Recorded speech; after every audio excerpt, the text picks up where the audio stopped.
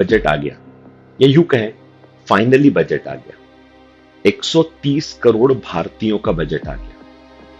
पर क्या ये सही में 130 करोड़ भारतीयों का बजट है? क्या ये सही में आम आदमी का बजट है?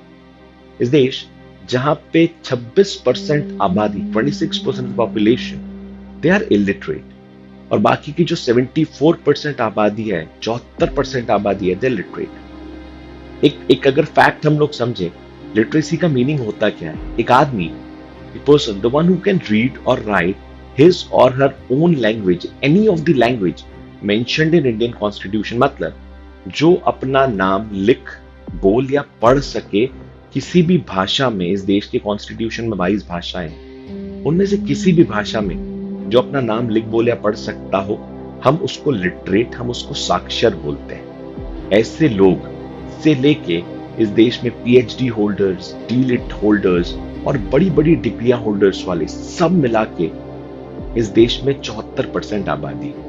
बाकी के 26% तो लिख, बोल, पढ़ भी नहीं सकते अपना नाम। तो क्या ये बजट उन 74% आबादी को भी समझ में आया होगा? क्या हर साल सरकार जब बजट लाती है तो ये बजट होता किसके लिए? ये बजट किसके लिए बनाया जाता है? आइए समझते हैं कुछ फैक्ट्स, कुछ ऐसे तथ्य जो इस बजट से रिलेटेड हो।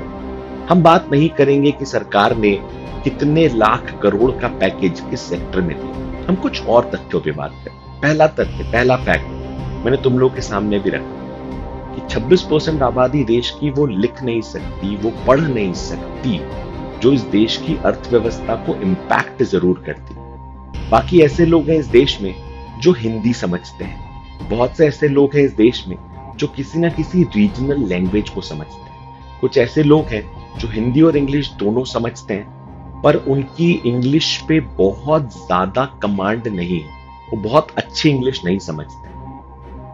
और बाकी जो लोग इंग्लिश, हिंदी सब समझते हैं, क्या उन्हें अर्थशास्त्र का सारा ज्ञान है? क्या उन्हें समझ में आता है फिस्कल डेफिसिट क्या होता है? क्या उन्हें समझ में आता है कैपिटल एक्सपेंडिचर क्या हुआ? क्या उन्हें समझ में आता है इंफ्रास्ट्रक्चरल डेवलपमेंट में कैपिटल एक्सपेंडिचर का रोल क्या है? क्या उन्हें सही में समझ में आया कि फिस्कल पॉलिसी जो गवर्नमेंट लेके आई है, वो फिस्कल पॉलिसी में डिफेंस में होने वाला इन्वेस्टमेंट का क्या रोल है? क्या उन्हें एफडीआई सही में समझ में आया?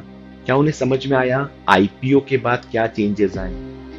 हम किसी गवर्नमेंट की बुराई या किसी गवर्नमेंट की अच्छाई करने के लिए नहीं बात कर रहे, हम बात कर रहे हैं एक आम आदमी के लिए बजट की बात।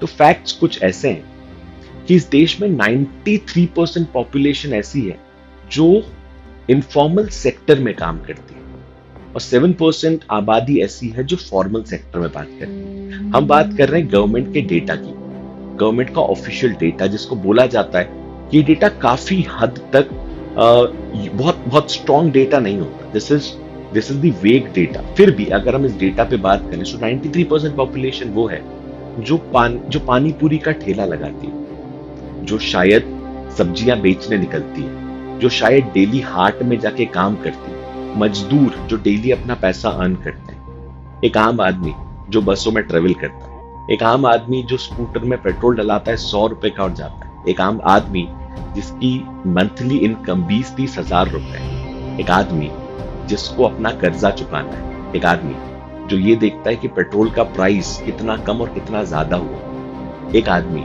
जिसको ये पता होना चाहिए कि आज प्याज की कीमत कितनी है, हम कौन सी सब्जी खा पाए, और एक आदमी जो बजट में ढूंढता है कि मेरे लिए क्या है। वो बजट नहीं ढूंढता, वो बजट नहीं सुनता, वो बजट में मेरे लिए क्या है ये सुनता है। एक देश जहां पे करीब करीब 50% आबादी गांव में रहती है, एक देश जहां पे 4G नेटवर्क होने के बाद एक कमरे से दूसरे कमरे में जाने पे नेटवर्क बंद हो जाए, एक देश जहां पे गांव में सिर्फ 4 घंटे बिजली आती है, ये समझ में नहीं आता कि इस 4 घंटे में मोबाइल चार्ज करें, खेतों में पानी दें कि बजट सुने।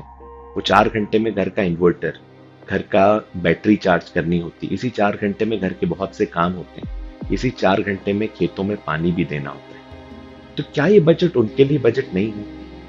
एक देश जहां पे जीवन लग जाता है 1 लाख, 2 लाख, 3 लाख बचाने के लिए, एक देश जहां पे सेविंग करना अपने आप में एक बहुत मुश्किल काम है, जहां लाखों की बात करना अपने आप में एक सपना होता है, ऐसे देश में 3,05,000 करोड़, ऐसे देश में 27 लाख करोड़, ऐसे देश में हजारों करोड़ की बात क्या एक आम आदमी को समझ में आती होगी? उसको एक मजाकिया अंदाज में समझते हैं। जो मैं भी उदाहरण देने जा रहा हूं, हो सकता है वो मजाक का उदाहरण हो, लेकिन ये सोचने वाली बात है। इस देश की सबसे लग्जूरियस, सबसे ज्यादा विलासिता वाला जो ट्रेवल होता है वो होता है हवाई जहाज, वो होता है प्लेन, वो होता है एयरप्लेन का ट्रेवल। उसमें भी आम आदमी के लिए समझाने के लिए बहुत ही सिंपल साफ शब्दों में बताया जाता है, 2 द्वार आगे 2 द्वार पीछे, कब आपको खाना मिलेगा, हमने कब शुरू करा, हम कहां पहुंचेंगे, किस टाइम पे आपको घबराना नहीं है।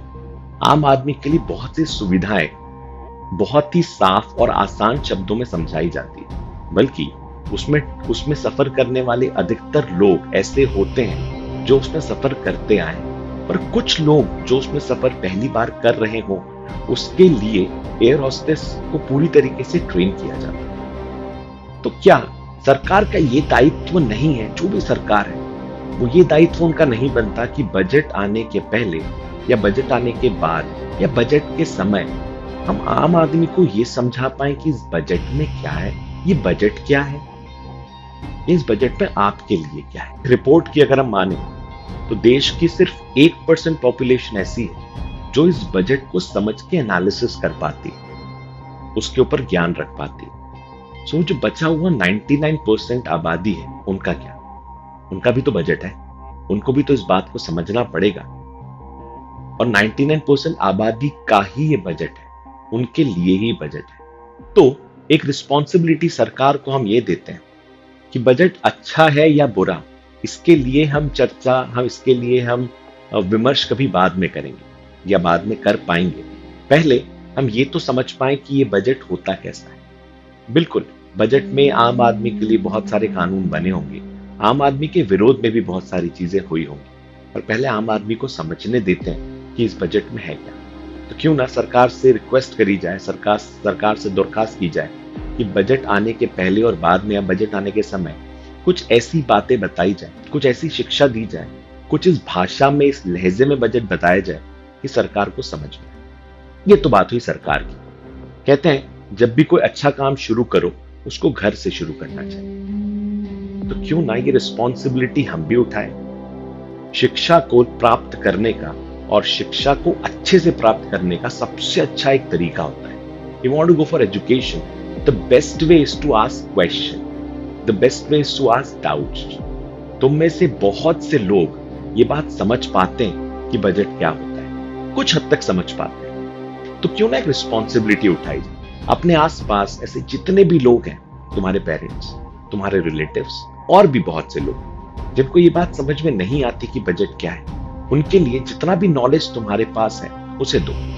इससे होगी दो चीजें, तुम्हारा नॉलेज और स्ट्रांग बनेगा और उनको भी नॉलेज मिलेगा। शिक्षा दान करना, शिक्षा प्राप्त करने का एक बहुत अच्छा तरीका होता है। और जब हम बात करते हैं शिक्षा प्राप्त करने की, तो डाउट्स, क्वेश्चंस, प्रश्न, ये एक बहुत अच्छा तरीका होता है। और तुम लोग क्वेश्चन पूछते नहीं, तो क्यों ना अच्छे काम की शुरुआत घर से करी जाए। तुम लोग क्वेश्चंस पूछो, तुम लोग पूछो कि बजट में क्या है। एक पढ़ा लिखा इंसान, एक पढ़ा लिखा भारतीय जिसको ये पता हो सकता है कि बजट क्या है, जब वो ये बातें नहीं पूछेगा तो आसपास के ऐसे कितने लोग हैं जिनको पढ़ाई से बहुत ज्यादा जिनका नाता नहीं है, वो भी कभी नहीं पूछेंगे बजट क्या। तो हो सकता है तुम्हारे पूछने से, तुम्हारे एक स्टेप से, तुम्हारे एक कदम से तुम्हें जब समझ में आएंगी चीजें क्या है, तुम्हारे अंदर वो क्यूरियोसिटी जागेगी, तो हो सकता है तुम्हारे आसपास की दुनिया का भला हो सकता है इस देश का भला हो जाए। तो आज से सरकार का जो काम है, सरकार के लिए तो हमने मैसेज छोड़ा ही है, सरकार का काम सरकार करेगी। हमारा भी एक काम बनता है कि हम भी समझे ये बजट क्या है। सो बजट आने के बाद जितना जल्दी तुम इस बात को समझो और फैलाओ, हो सकता है देश की कुछ लोगों का, हो सकता है देश की कुछ जनता का, हो सकता है किसानों का, हो सकता है मजदूरों का, हो सकता है घर में बैठी उन गृहिणियों का, हो सकता है ऑफिस में जाने वाले लोगों का कुछ भला हो जाए, उन्हें समझ में आ जाए कि उन्हें आज के बाद क्या करना है। उन्हें न्यूज चैनल्स पे डिपेंडेंसी ना रखना पड़े, जो न्यूज चैनल या तो सरकार के विरोध में या सरकार के पक्ष में बातें करते हैं। हमें स्टूडेंट के तौर पे बातें करनी है, हम स्टूडेंट हैं और एक पावर स्टूडेंट के पास हमेशा होती है, वो न्यूट्रल होते हैं, वो बन रहे होते हैं। तुम लोग अभी बनने के प्रोसेस में हो, तो जब बनने के प्रोसेस में हो, जब तक अपनी खुद की आइडियोलॉजी सेट करो,